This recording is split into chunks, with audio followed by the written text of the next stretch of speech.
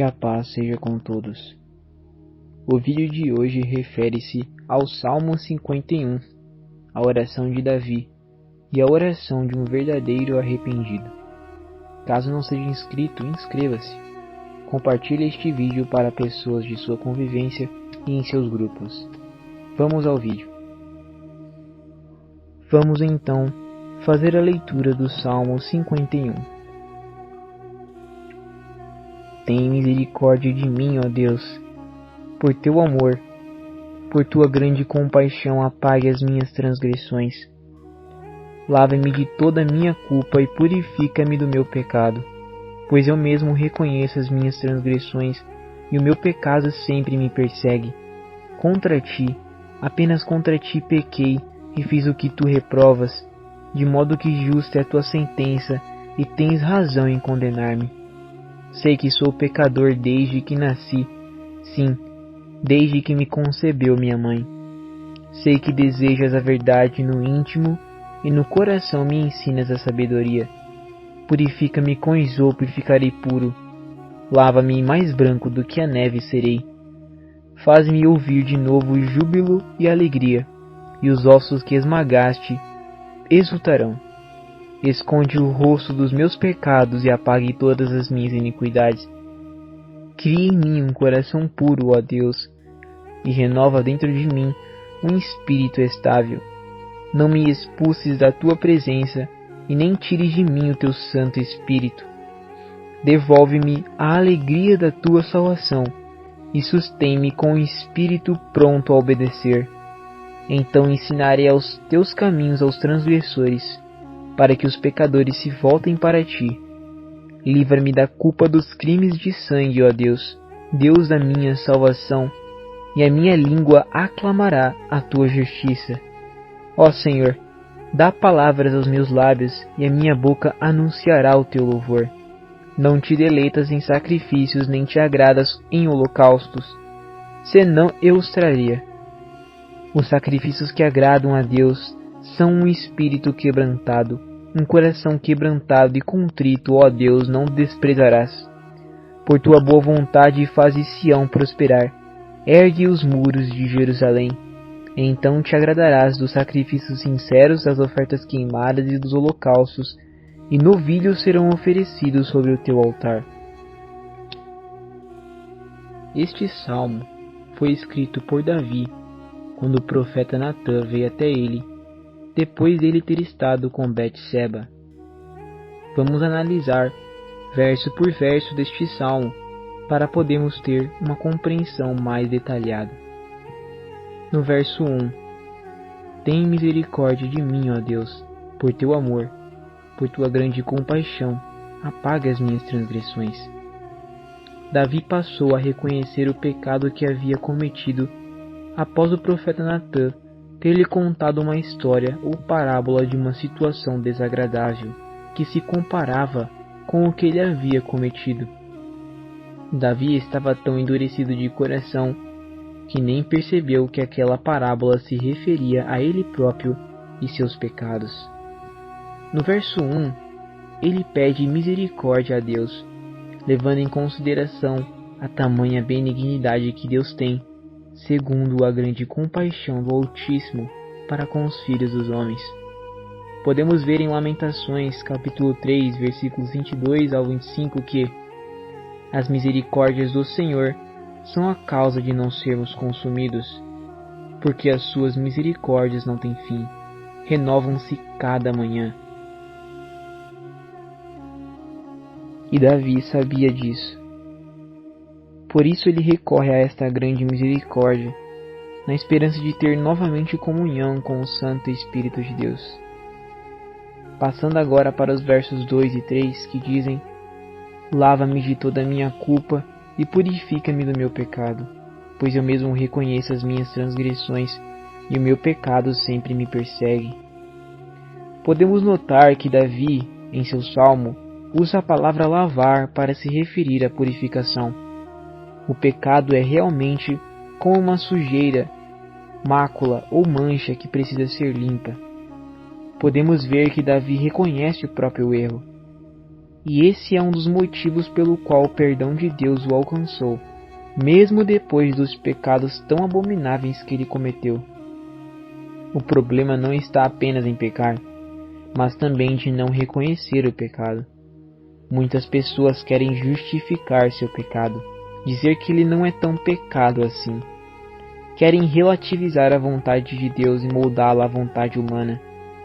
Quando não reconhecemos o próprio pecado, Deus não tem do que nos perdoar, já que segundo os nossos olhos não há transgressão alguma. Dessa forma, o pecado que entre aspas não existe passa a ser uma coisa normal e justificada, e Deus se afasta de nós, tal como se afastou de Saul. E sabemos que um dos problemas de Saul era se auto-justificar. Passando para o verso 4. Contra ti, só contra ti, pequei e fiz o que tu reprovas, de modo que justa é a tua sentença e tens razão em condenar-me. De uma coisa podemos ter certeza: os juízos de Deus são justos, e ele julga a terra segundo a sua infinita verdade e justiça. Deus, em hipótese alguma, erra em seu julgamento. Lendo Salmos, capítulo 7, versos 11 e 12, aprendemos que Deus é justo juiz, um Deus que se ira todos os dias. Se o homem não se converter, Deus afiará sua espada, já tem armado seu arco e está aparelhado. A palavra de Deus é a verdade absoluta e seus juízos são retos e bons. Deus sempre avisava muito o povo de Israel para que eles viessem a se converter antes de derramar a sua ira sobre eles. O juízo de Deus era proporcional aos pecados do povo, ou seja, seus juízos eram 100% justos. Deus nunca é o culpado, somos nós que sempre seremos os culpados. Deus nunca quebra a aliança, somos nós que o fazemos. Davi sabia disso e reconhece que Deus tem total razão em condená-lo. Mas é claro que ninguém quer receber a ira de Deus, porque ai daquele que cai nas mãos do Deus vivo.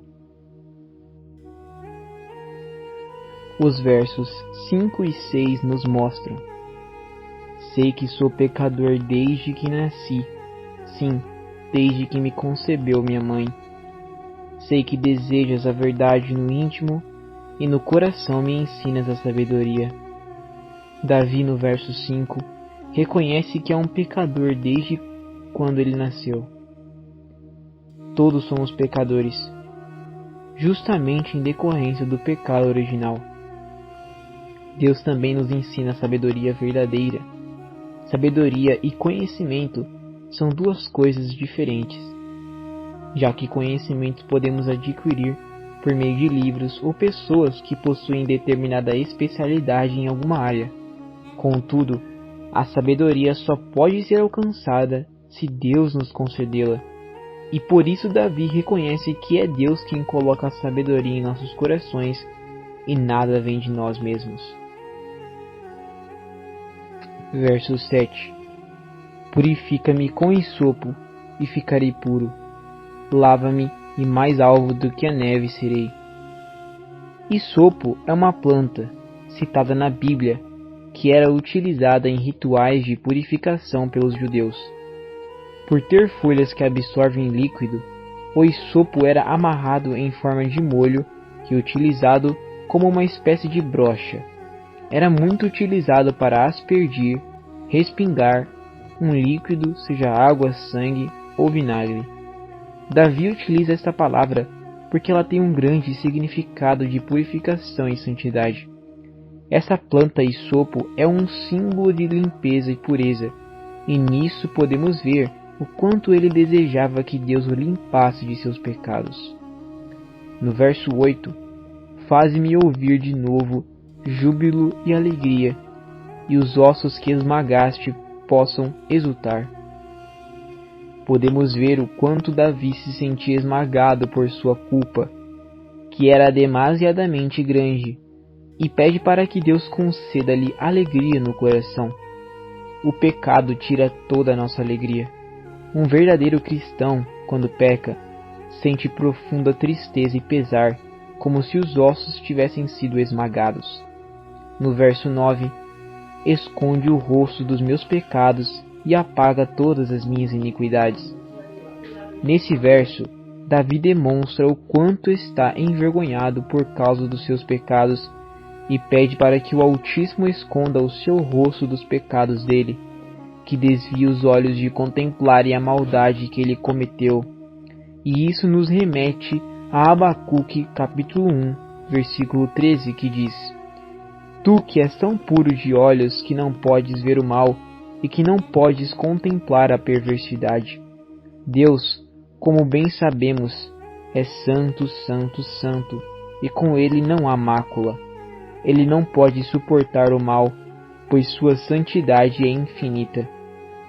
Isaías contempla a glória de Deus no capítulo 6 do livro dele, e após contemplá-la, ele diz: Ai de mim, que sou um homem de lábios impuros, e que habita em meio a um povo de lábios impuros, pois meus olhos viram o Rei, o Senhor dos Exércitos. Mesmo Isaías, que era um profeta santo de Deus, percebeu o quanto ele era impuro diante de tanta santidade do Altíssimo. No verso 10, cria em mim um coração puro, ó Deus, e renova dentro de mim um espírito estável. Quando estivermos fracos na fé, e parecer que estamos um tanto quanto frios, podemos pedir em oração a Deus o mesmo que Davi está pedindo, que Deus crie dentro de nós um coração puro e um espírito estável. Fui atrás do original em hebraico e pude ver que a raiz da palavra criar nesse verso pode ter esses significados. Criar, em hebraico, significa também moldar, formar, dar forma, referindo-se ao céu e à terra, referindo-se ao homem individualmente, referindo-se a novas condições e circunstâncias, referindo-se a transformações. Quando Davi diz: cria em mim um coração puro, é porque ele percebeu que já não existia mais uma pureza dentro dele e que essa pureza precisava ser criada novamente, ou seja, ter um coração transformado novamente. No verso 11, não me expulses da tua presença, nem tires de mim o teu Santo Espírito. Aquele que recebe o conhecimento da verdade e mesmo assim continua ou volta para a prática reiterada do pecado, para essa pessoa já não resta mais sacrifícios. É como se a pessoa fosse expulsa da presença de Deus definitivamente, e é isso que não podemos deixar que aconteça. O escritor de Hebreus falou disso no capítulo 10, versículos 26 e 27. Porque, se vivermos deliberadamente em pecado, depois de termos recebido o pleno conhecimento da verdade, já não resta sacrifícios pelos pecados. Pelo contrário, apenas uma expectação horrível de juízo e fogo vingador, prestes a consumir os adversários de Deus. Davi sabia disso, e não podia perder de forma alguma a comunhão com o Espírito de Deus, da mesma forma que aconteceu com Saul, que foi literalmente expulso da presença de Deus. Nos versos 12 e 13, devolve-me a alegria da tua salvação e sustém-me com o espírito pronto a obedecer. Então ensinarei os seus caminhos aos transgressores, para que os pecadores se voltem para ti. Para andar com Cristo é necessário obediência e submissão às leis de Deus. Davi transgrediu vários mandamentos de Deus, e por isso ele pede que Deus sustente ele com um espírito pronto a obedecer. Dessa forma, ele poderia ensinar aos transgressores os caminhos de Deus. Davi primeiramente pede perdão pelos próprios pecados que cometeu antes de querer ensinar aos transgressores os caminhos certos, mostrando que ele não podia ser hipócrita de querer apontar o cisco do olho do irmão e não reparar na trave que está em seus próprios olhos. Isso lembra o que Jesus disse. Falava muito a palavra hipócrita quando se referia aos fariseus, justamente porque eles ensinavam ao povo as leis de Deus, estando eles mesmos descumprindo-as. Não podemos ser hipócritas. Temos que fazer de igual modo que Davi fez. Antes de ensinar aos transgressores os caminhos do Altíssimo, nós mesmos temos que nos alinharmos a eles. Versos 14 e 15. Livra-me da culpa dos crimes de sangue, ó Deus. Deus é minha salvação, e a minha língua aclamará a tua justiça. Ó Senhor, dá palavras aos meus lábios, e a minha boca anunciará o teu louvor. Davi nem mesmo conseguia mais cantar ou tocar instrumentos para Deus, tamanha era sua culpa. Quando pecamos, o arrependimento deve ser tão forte que nem mesmo abrir a boca para dar sacrifícios de louvores a Deus devemos conseguir fazer. Deus diz que os sacrifícios do povo de Israel, que estavam em pecado, eram como fumaça no seu nariz, que queimava incessantemente. Deus não se agrada de hipocrisia. Não adianta fingirmos que está tudo bem quando não está. Passando para os versos 16 e 17, não te deleitas em sacrifícios, nem te agradas em holocaustos, senão eu os traria. Os sacrifícios que agradam a Deus são um espírito quebrantado, um coração quebrantado e contrito, ó Deus, tu não desprezarás. Deus procura mais obediência do que sacrifício, o que nos remete a Oséias capítulo 6, versículo 6. Porque eu quero a misericórdia e não o sacrifício, e o conhecimento de Deus mais do que os holocaustos. Naquela época, o sacrifício de animais era lei vigente, portanto, o povo tinha de cumpri-la. Mas quando o povo estava em pecado, Deus pedia para que eles parassem de sacrificar, já que os sacrifícios estavam servindo mais para aumentar a ira de Deus do que de aplacá-la. Não adianta viver uma vida religiosa se o principal, que é o amor a Deus e a obediência verdadeira, não estiver sendo praticado pela pessoa. Tiago fala no capítulo 1, versículo 26 que, se alguém se considera religioso, mas não refreia sua língua, engana-se a si mesmo. Sua religião não tem valor algum.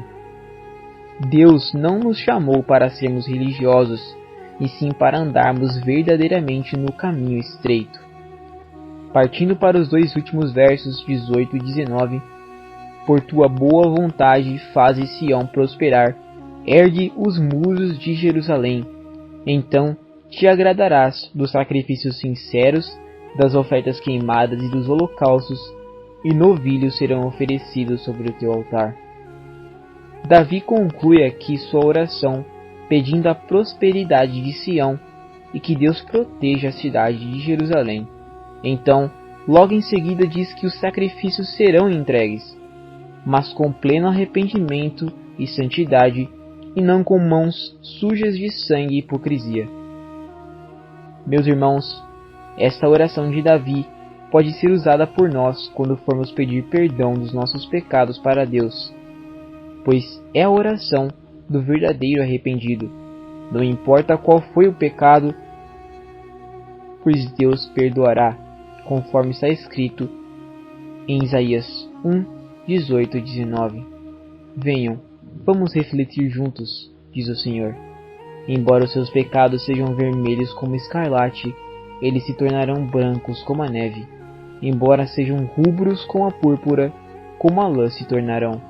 Se vocês estiverem dispostos a obedecer, comerão os melhores frutos desta terra. Irmãos, que a paz de Deus seja com cada um de vós, em nome do Senhor Jesus. Amém.